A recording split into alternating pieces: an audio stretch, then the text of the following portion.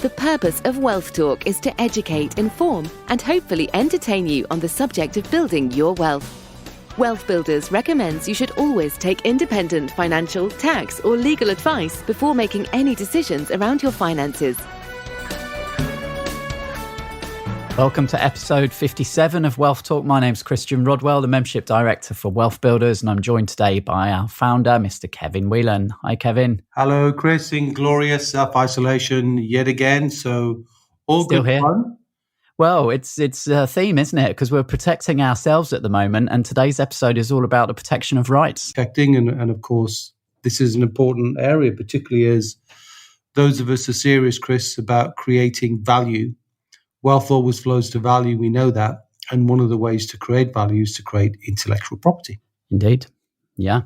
So we have a guest today, and that guest is Jonathan Clegg. He's a trademark attorney. So he's a man who certainly knows the importance of registering one's IP. And IP really is, it's an umbrella, isn't it, for many different forms of knowledge, I guess, that are packaged up and of value to an individual or a business. Yeah, and I think there's two aspects to this. First of all, just in terms of context, Jonathan is a generous-spirited man, gives of his time freely, and I have to thank him personally, actually, because he gave my son, who's doing a postgraduate law degree, some personal time in terms of helping him just understand a little more about that aspect of the law.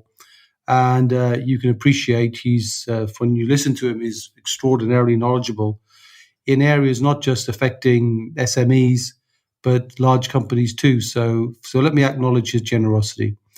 The second thing to say is, we think about value, and we think about value as the end user. We're always trying to strive to create more value for a customer.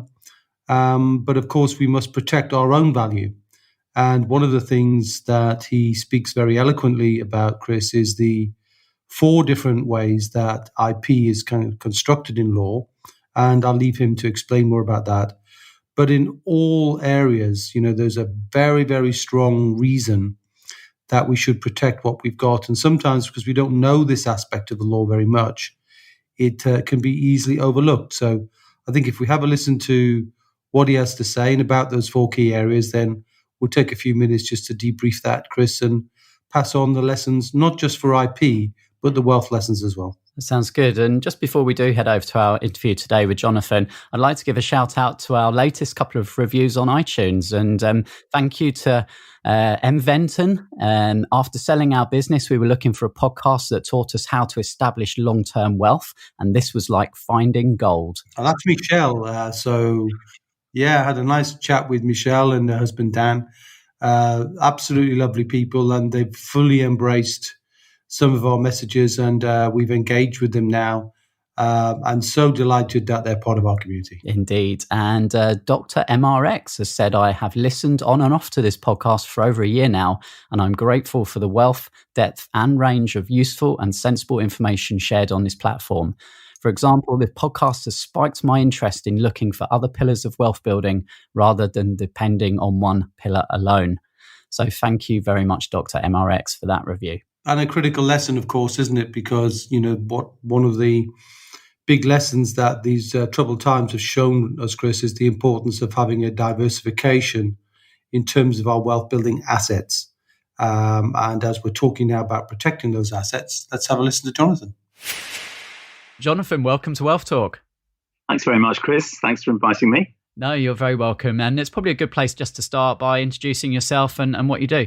Yeah, well, I'm an IP practitioner. I specialize in trademarks, which means that I help businesses to to clear for registration and then to register their trademarks and brands all around the world.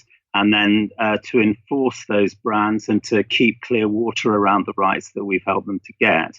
And I've been in the business for 30 odd years, and I act for a wide variety of types of business across different sectors, from very large companies to a lot of SMEs and startups and small businesses too. So as a firm, my firm is active in the IP sector, predominantly in patents and trademarks, which are the 2 top types of IP, although we advise on all sorts of other IP related things too. But my particular speciality is trademarks. Okay, fantastic. So, we're talking about the intellectual property pillar at the moment, which essentially is taking some knowledge, some way of doing something, and then packaging that up to be of value to other people. So, some of the things that we've discussed under the IP pillar are writing a book or creating a course or a system that, as you say, you might be able to license to other people. What are the common types of IP outside of those that you deal with most, Jonathan? Yeah, well, intellectual property, as you and many listeners, I think, will realize, is an umbrella term. It's an umbrella term for a variety of different rights which are available to businesses, some of which require you to go and register those rights, apply for them, and they have to be examined. And then if they're granted, you get your rights. Some of them just exist, and you simply have to prove that you own them in order to assert rights. But the main types are, first of all, patents. And a patent is something that protects an invention. So it could be a business process, it could be a mechanical object, it could be a medical device or a pharmaceutical or a vaccine. Essentially, that is protected by registration. And if you get your patent registered, you have exclusivity in that invention for 20 years, subject to renewals. So that can be hugely valuable if you have an important patent. I suspect that actually most of the people listening to this may be in a position where it's the second type of IP that's potentially more important, which is trademark registration.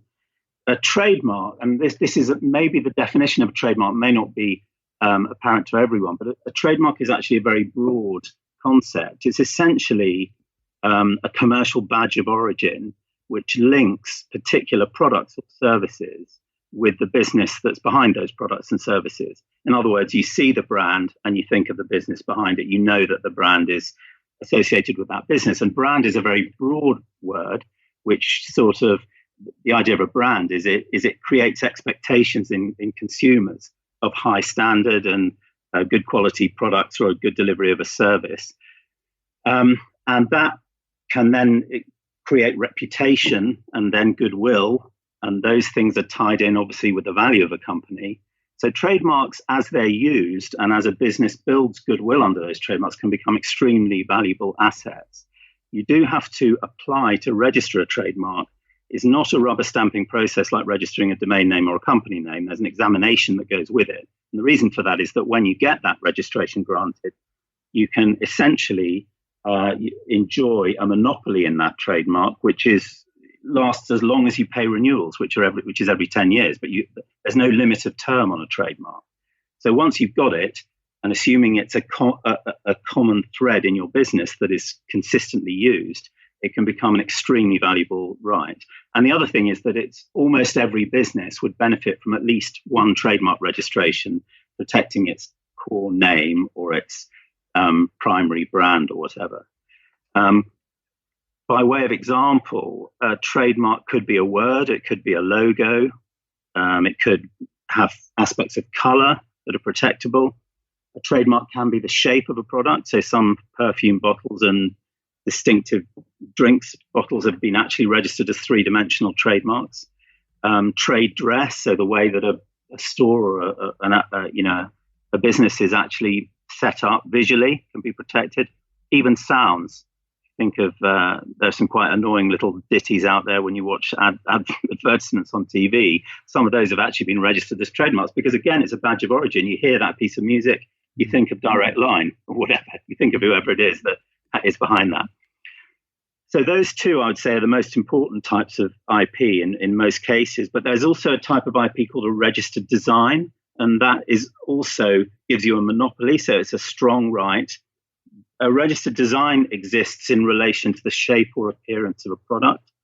So it's kind of aesthetic aspects of, so if you have a distinctive sofa, for example, or a table, or, that particular manifestation, it's not that the sofa is new, it's that your design of that sofa is new. And that would be outside trademark registration, but it would be protectable by registered design. And designs also protect things like pattern and ornamentation when that's applied to a product.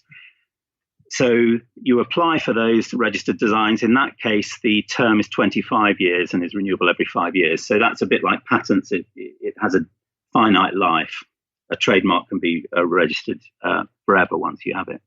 And then the fourth and final one I would mention is the main type of IP is copyright. Now, copyright is not what we call a monopoly right. So it's not a type of IP that you have to apply for. If you are the author, in quotes, of original material or work, is the word used in the legislation, you're the author of a particular work, then you automatically own copyright in what you've created. And that allows you to stop unauthorized duplication by third parties. It applies to all sorts of things. It applies to books, to other printed matter. So, for example, literature about companies in their marketing collateral, for example, would be subject to copyright. Works of art, of course, music, computer software. There's copyright in the code, believe it or not. I mean, you actually have copyright in a phone directory. If you actually format the numbers in a certain way, you'd have copyright in that. And they're the main four types. I would just draw the distinction between what we would refer to as monopoly rights, which is where you apply for a piece of property to be granted, a registration around that piece of IP. That applies to patents, trademarks, and registered designs. And then other types of IP, which are sometimes referred to as property rights, are like copyright, where it just exists. But the big difference is when you come to assert your rights against a third party, if you're trying to go after someone for copyright, you have to prove that they actually copied you. If it's coincidentally similar, that's not enough. Whereas for trademarks, designs, and patents, the court doesn't care whether it's coincidental, accidental, or deliberate. You infringe. So it's a much more powerful right. Yeah, that's interesting. And anyone who hasn't been through the process before, Jonathan, can you just give us an idea of the costs involved, the length of time involved? Is it complicated? Yeah, so I mean, let's talk about trademarks first, because I think that would be the most relevant one. So a trademark is, you register a trademark by going to the UK Intellectual Property Office, the UK IPO, and you file an application there in which you declare what your trademark is, i.e. you put a representation of it in the application form. You set out the products and services that your business wants protection for. Because you obviously, at the end of the day, you don't get rights to use a trademark on any goods and services. You get rights on the goods and services you've actually specified as being part of your business or relevant to your business. So you specify those goods and services, and then the UK IPO examines that application on various criteria. It examines it, for example, on is it distinctive enough to be registered? And distinctive is a key word. I can illustrate that by giving you an example. If you take the word jigsaw, jigsaw is a very effective trademark for clothing products because there's no conceptual link between the word jigsaw and clothing. Whereas if you applied to register jigsaw for power tools or for puzzles, that would just simply be a description of what the goods are. And then basically you can't register the words chocolate biscuits if you sell chocolate biscuits because it's generic. So the whole thing about having a distinctive trademark, which is another way of saying a strong trademark, is really key. And that's where advice can help, actually, because at the beginning of the process, it's understandably a lot of people who don't have exposure to this kind of area would assume that the more you describe what you're doing in your brand, the better brand it is. It is almost true that it's the other way around. It isn't quite true because, of course, a lot of businesses come up with words that actually infer a connection with what their products and services are, but they don't directly describe them. If they directly describe them, the UK IPO will refuse the application. If they just allude to them or are sort of have some connotation that's relevant to the goods and services, you'll get your registration. But arguably, you won't have the strongest trademark. I mean, the best sorts of marks are either ones like jigsaw on clothing where there's no link, or else invented words like Pepsi or Kodak, or where that there's a lot of potential then for growing that and making that into a trademark where you effectively have rights on anything once you've got enough reputation. So and in terms of time frame, the UK IPO would normally be a start to finish process of about 3 or 4 months, which includes a 2-month period where third parties have an opportunity to object to your application, which they might want to do because they have another type of prior right that they think you're in conflict with. And so there's an opposition process. The vast majority of applications are not objected to. And actually, if you do the due diligence before you file a trademark application, which we'll come on to later, then you're minimizing the risk of getting a problem. So in the absence of problems, it's going to be 3 or 4 months from start to finish. In terms of costs, I mean, that's linked to how many goods and services you want to cover. They're divided into lots of classes. That's another reason why a little bit of advice can help you, because you can get, someone to tell you. If for example you have a retail platform that sells clothing products, an online web business that sells clothing products, well, you would want to cover the sale of clothing, which would be in one class, but you'd also want to cover retail services as a service rather than as the delivery of products. And you might want to cover, things like the sale of advertising space within your web platform, where you might want to be able to sell space to third parties. So there's things around the scope of the application which are where I think a little bit of help can be a good idea. But in terms of cost, for if you're just filing in one class of goods or services, then it's going to be of the order of, I don't know, between about £600 or £700 start to finish, including government fees. That would be if you used someone like us to help you. You can file applications as a company on your own. You can file them yourselves, but I'm just saying that you need to be a bit careful about it. It's in the business's interest to frame the application in an optimal way so that you're preserving your position in other countries for later or whatever it may be. There's a number of things around that. But it's not a high cost process. If you get into third party issues, it can be more expensive, but obviously at any given point, you have the opportunity to walk away and choose another trademark. On that point, I'll just make one other comment, which is that it's generally speaking much better to you basically sorry, I've just slightly lost my thread here. This bit will have to be edited. Anyway, I'll come back to that in a minute. So essentially the cost is quite low overall, and that gets your trademark registration in the UK. Beyond that, of course, there's the thing about trademarks is they're jurisdictional by nature, so you're not getting worldwide rights for that. You're getting rights in the UK, and if many of the WealthBuilders clients are UK focused, that's fine. But obviously, there's the question of the European Union, the US, other countries, and there are various things that you can do to optimize your position in those countries. That gets more expensive, but of course, if the business is successful, that's justified. And a lot of our clients would be registering at least in the UK, the EU, and the US, and often many more countries for the bigger companies. Okay, so clearly there's a benefit to protecting your trademark so that someone can't steal or copy your brand or your idea. Are there any other benefits to protecting your IP, Jonathan? Yeah, there are. First of all, as I alluded to earlier, a trademark is a piece of intellectual property. When you get a registered trademark, that is something that can be bought and sold. So it's an asset of the company that has a value. When you first file a trademark and you haven't really used it, it's an unused mark, but this is what you intend to do. So you get your registration in place first, which is the best way to go. Then at that point, the inherent value of that registration, may not be hugely high. It's still high in the sense that you've claimed that trademark from that date, and anyone else trying to register the same or a similar trademark to yours will find that your one's in the way of it. So you've got an advantage over competitors in that sense.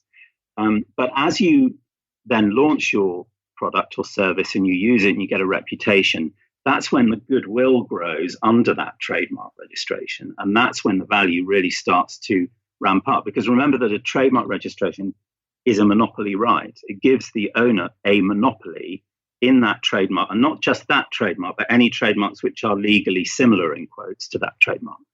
And that is potentially very valuable. So that's one other advantage. Another thing is that as vis-a-vis third parties, as your reputation grows under a trademark, actually there are a raft of other rights under that registration which open up to you. There are rights which are granted by the UK Trademarks Act only for trademarks which are registered and which have reputation. For example, if you're Pepsi, if you own the Pepsi trademark, one of these rights would be to enable you to stop third parties from using the same mark, even if their product area is totally different. And that only comes with reputation. It stands to reason you shouldn't have that very wide right unless you have a reputation. But with Pepsi, if you saw Pepsi on a bicycle, you'd assume that there'd been some commercial tie-up with Pepsi as a minimum, and you might be wrong on that. Maybe the bicycle's a terrible bicycle and everyone falls off them and they fall apart.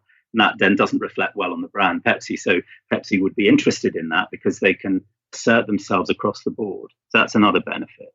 And are there any downsides in not taking steps to protect your trademarks? Yeah, I mean, the big one, and this is counterintuitive to a lot of businesses, but the trademark law regime in the UK and indeed in the EU is basically that the rights in a trademark, with one or two exceptions, go with the first party to register that trademark, not with the first party to use that trademark. So that means you could use the trademark but not bother to register it. And in that period, before you realized you should register it, someone else comes along and registers, let's say, the identical mark. It would be for you to knock them off that position then. I'm not saying it would be impossible to assert your rights, but you'd have to prove that at the time they filed their application, your prior use gave rise to what's called a passing off right, which is not a registered right, it's a common law right, but which is a very high evidential burden and horribly expensive to prove. So, in a sense, if you neglect to register a trademark, you open up to third parties getting in with intervening rights, which might then be a block for you. So that's one thing. The other thing is it's harder to build value in a brand without a registration, simply because the registration is a tangible asset. Well, it's actually an intangible asset, but it's an asset of the company, and there is a specific registration there that can be bought and sold. With goodwill, it's a much more nebulous thing. It's harder to define, and it often attaches to trademark registrations and becomes tied up in the value of the trademark. And that's an easier way to quantify it and then to effectively leverage that value. You mentioned due diligence earlier, Jonathan. Now we have a Wheel of Wealth at WealthBuilders, and that's education, support, connection, due diligence, and action. So due diligence, very important for any asset. Talk about the importance of due diligence when it comes to intellectual property, please. Yeah, and it's a very important area, this, and I hope that this will resonate given what we've been talking about up to now. As a preliminary thing, I would just stress, and this is sort of due diligence, we'll come on to the other points in a second, but this point about your trademark being distinctive is actually part of the due diligence if you think about investing in your business. Because if you choose a trademark that is, number one, easier to register, and number two, easier to enforce than one that is not distinctive, then you are going to make the whole cost around developing that brand less expensive and the trademark will be more valuable to you at the end of the day. So I think it's really important at the stage when you're creating your brand to actually think about coming up with a trademark that is in fact distinctive. Okay, so let's assume you've done that and you've got your trademark. You at least you've identified what you want to monopolize with a registration. The next question is, are there any pre-existing trademark rights or indeed other IP rights out there which would give you a problem, which would in fact be an infringement risk if you launched your trademark in the face of that pre-existing monopoly right? And the way to tackle that is by means of doing primarily trademark searches of the relevant trademark registers, which is where all these rights are listed. There are two levels of this. The first is where you check essentially pre-existing identical or near identical trademarks to the one you want. That can be done pretty cheaply. For several £100, you can have a good look at anything that is a direct hit or anything that is nearly a direct hit. if any of those types of trademarks come up, then you haven't actually launched your mark yet, then the best thing to do is to choose another trademark at that point, because you don't want to launch a trademark or a brand because you like the trademark, knowing there's a potential issue, and then spend loads of money trying to defend your position. It's much better to go back to the drawing board and think, let's find one that no one else has. So the purpose of an identical search effectively is to prove a negative very cheaply. It doesn't, however, prove the positive. And the reason it doesn't prove the positive, by which I mean that the trademark is secure for you to adopt, is that trademark rights extend to similar trademarks as well as identical ones. So there could be similar pre-existing trademarks, not identical marks, similar ones, that you would miss if you just did a quick identical search. So we call these searches full trademark searches. And that would be where someone like me would conduct that search for you, get the best possible data in, and then essentially write a memo or a note of any tangible, significant infringement risks that are there, with advice as to whether this is worth trying to get round or whether it's a fatal risk. Those sorts of searches can cost, they would cost £700 or £800 upwards to. I mean, I've had them where they've been as high as 1,500, but the norm would be between 700 and 900 or 1,000. And that would give you actually quite a high level of comfort around that trademark before you embark on the registration process and before you launch and spend lots of other money on it. So the big lesson really is, if you're in business, if you've got something of value, you shouldn't wait around. You should just start now. Absolutely. And the other piece of advice that's really key is, if you can, you should try to do your due diligence and get your trademark application filed before you actually launch or soon after you launch. The point is that once you've launched and you're using the trademark, but you haven't filed, you are technically vulnerable to an intervening right getting in the way. But I realize it's not a perfect world, and there will be people listening to this who think, well, I've been using my trademark for a while and I haven't registered it. Does that mean I'm in terrible trouble? Well, no, it doesn't necessarily, because you will have built up some passing off or common law rights by virtue of your use. So you're not completely without rights. And also, you might just be lucky. There may be no intervening rights. It's just that, it gets more complicated if there are. Jonathan, thank you for being our guest on Wealth Talk today. It's a pleasure. Thank you. Okay, so lesson I picked up on there, Kevin, was certainly, if you've got something of value, that you shouldn't wait around to register that. You should get that done as soon as possible. Yeah, I mean, it's not about being paranoid, but it's just the important thing about, creating value and acknowledging it to yourself, really, that you have created something of value. And this is a big wealth lesson, and I think, Chris, that many people overlook, don't they? The value they've got.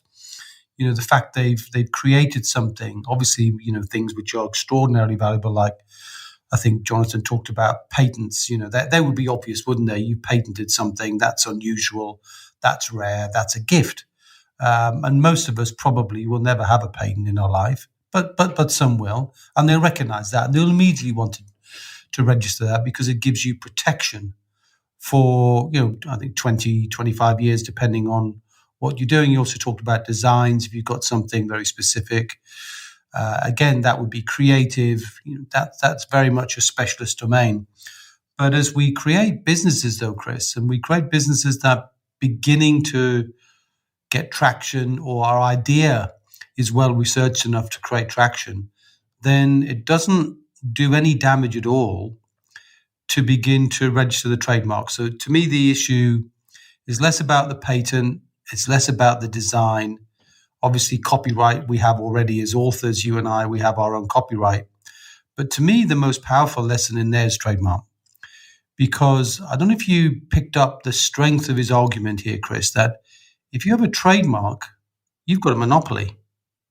And now monopoly, not the game now, but monopoly excludes everybody else, which means you've got incredible power. And that monopoly isn't time dated. It's forever. And if you think about wealth building as a process that ultimately leads through to legacy and passing things on, then by registering the trademark of whatever your intended business or indeed established business, the more valuable that becomes. And if we think about, The journey that we're on when we engage in wealth is a transformational one. We know this to be true, Chris, don't we? That when people go through the lessons in businesses, because wealth is a business in the end, as they create the business, more and more and more, they transform. And when they transform, they get better. When they get better, they get stronger and they get more powerful. And that leads to more value. So you don't want to be creating incredible value and then 5 years down the line, you go back and say, well, I really should register that mark, and then find that actually somebody else has got there ahead of you. So I think it's important not to knee-jerk it, but for a few £100, so we're not talking about lots, and in many cases, you may want to engage with some help, but in some cases, like doing a lasting power of attorney, Chris, these are documents that you can do yourself. I mean, Jonathan says, yes, be cautious, but at the beginning, it's something you could do for a few £100, and then you've protected yourself and given yourself a monopoly. And then if your business does become more valuable and you do take the lessons of a business that should work commercially without you, with recurring income, then if you manage to do that, you're going to have not just the value of the business, but the value of the mark. And the trademark plus the value of the business together can give you a much more powerful outcome. So I would commend anybody to be thinking about doing that. And I think it's important for us, Chris, as we try and help people, we'll probably put together some sort of a guide or checklist, maybe using some of the great lawyers we have in our own community, Chris, to help us as well, to see if we can't just, issue some sort of guidance and help people decide what best to do. Absolutely. And of course, we talk about drifters and DIYers, and some people will want to DIY this, and that's absolutely fine. I will just say that, do be careful when you go online. There's many companies which kind of, will pop up on Google saying they can help you with it. So if you want to go to the official site, do make sure you go to the government trademarks.ipo.gov.uk. That will give you the correct information. You can also search for trademarks there and see if your mark is taken or not. One thing Jonathan said, Kevin, is a trademark is an intangible asset of the company. It really is that kind of protective wrapper, isn't it, that will add value as your company and business grows. Absolutely. I think it's making the point that I just made a few minutes ago, Chris, that, lots of assets are intangible, but they become tangible when somebody wants to buy them. So, an acquirer is always looking for something of distinction. I mean, if you've got the business you can sell, and together with that sale, you've got an established monopoly over that trademark, then your business is going to have more value. So definitely that's something that you should look at. And like all things in life, there are some things you should DIY, and there's some things, if you've got complexity, you need to take good guidance on. And I think that's not for me to say, but you'll know the complexity or the simplicity of where you are right now in your business building life. And there's no substitute, I think, as Jonathan said, that if you have got a complex business, you have got things that, could cause a problem, or you need to register them in different countries because of the very nature of what you're trying to do. I think taking advice is always a good thing, because the value of advice is always more than the cost of that advice in the end. So a bit more difficult with this one because it's always looking backwards. But an important lesson nonetheless, and I think it was very valuable to share all of those things, particularly for me, that monopoly point, which I think was outstanding. Indeed. Well, I'll put some links in today's show notes for people that want to follow and find out a little bit more. And as always, if you're not already a member of the Wealth Builders Facebook community, then do join us there. You can join by heading to wealthbuilders.co.uk/Facebook. And I think that's pretty much it for today's episode, Kevin. So I dare say we will catch up again very soon on the next episode of Wealth Talk. Until next time, Chris. See ya. We hope you enjoyed today's episode. Don't forget that we are constantly updating our resources inside the Wealth Builders membership site to help you create, build and protect your wealth. Head over to wealthbuilders.co.uk/membership right now for free access. That's wealthbuilders.co.uk/membership.